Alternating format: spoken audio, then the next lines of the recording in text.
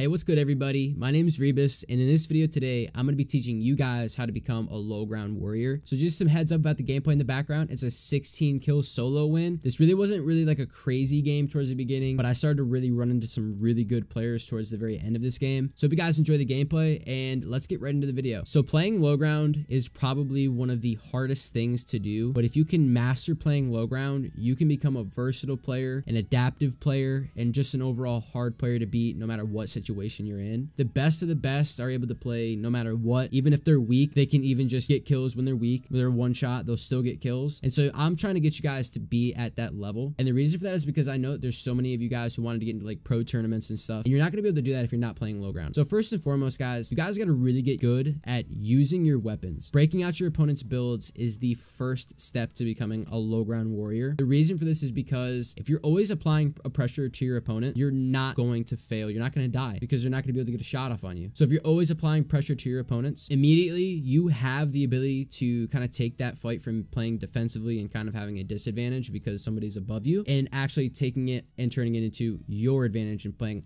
offensively, and you're retaking that fight. And now instead of your opponent dictating the fight, now you have control of that fight and you kind of decide where that fight's going to go. So the second thing I want to talk to you guys about, which kind of ties into shooting out your opponent's builds, is firing back as they fire at you. So everybody kind of gets the heebie-jeebies when they get shot at. You know, when you get shot at, the first thing you guys do is throw up a wall. And that's the first thing I do too. When I get shot at, I throw up a wall just to kind of assess the situation, see where my opponent is. And if I see him, that's when I'll start to use my wall to my advantage. So honestly, a lot of the time, a lot of players will shoot from a far distance and they'll start building right away and kind of just using their stairs to push up, using their walls maybe to push up. That's kind of like a popular ramp push right now, wall push, whatever. I don't want you guys to do that. So if you guys get shot at, put up a wall, and then immediately as that person is coming at you, they're going to be building. They're going to be automatically putting their weapons away to try and get the best advantage on you as possible. So immediately whenever you guys pull out your build menu, you're playing defensively. I want you guys to remember that. So anytime you pull out your build menu, you have no access to a weapon. You have traps, but oftentimes you're not going to be next to somebody like that. If you're building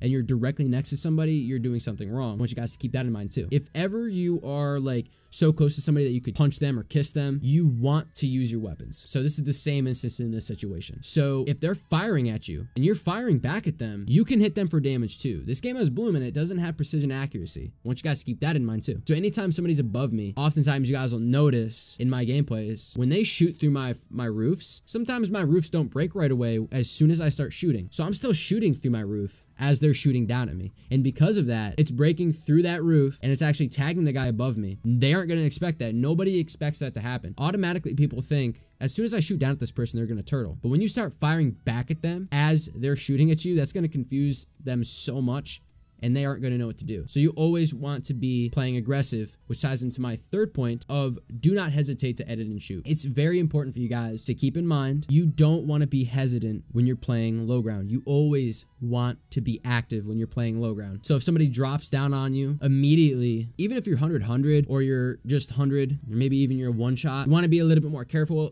of course if you're a one shot. But if you're 100, make sure you guys edit and shoot. Don't just kind of sit there and wait for them to like keep breaking out your walls or whatever. You got to take a shot at them. You have to jump out of your build, take a shot at them, make sure they're playing defensively, make sure that you're dealing damage to them, because if you're just chipping damage away, you'll actually have the fight in the end. You have the advantage in that fight. So I've often said this for anybody who's on my channel, who's subscribed to my channel, has been subscribed to me for a long time. I always say that Fortnite is kind of like, when it comes to a 1v1, Fortnite's like a boxing match. You know, you're just jabbing away damage, and then finally you're waiting for that final punch, right? You're just jabbing, taking chip shots, and then finally waiting for that punch that knocks him out. So if you're just chipping away damage consistently and you're waiting for that final punch, 9 times out of 10, that's going to help you out. So do keep that in mind as we move into our fourth point, which is be aggressive even when playing low ground. Always want to play aggressive. You always want to play fast. And that's something that's very, very important to note. If you guys play very aggressive all the time when you're playing low ground, you're playing essentially as the same as you would playing high ground. That's why like even playing low ground has more advantages in my opinion. Sometimes, depends on the fight. You know, I'm not going to say that playing low ground is better than playing high ground by any means, but in some instances, playing low ground is actually better than playing high ground, because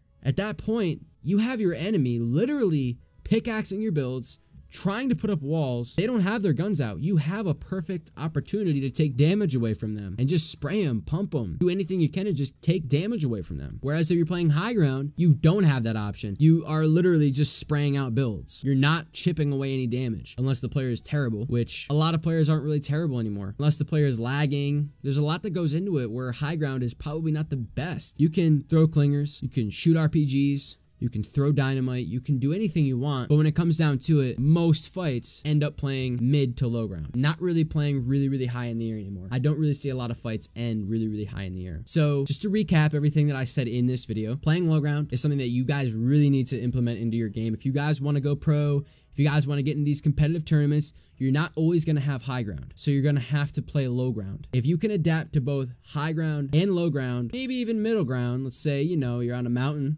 on the side of a mountain, and all advantages are like in the hands of the other players, you have to adapt to that situation. So hope this video helps you guys out. If it did, drop a comment down below and tell me about it. Drop a like, use my creator code YTRebus in the item shop the next time you get a skin from the item shop, and I'll see you guys next video. Peace out.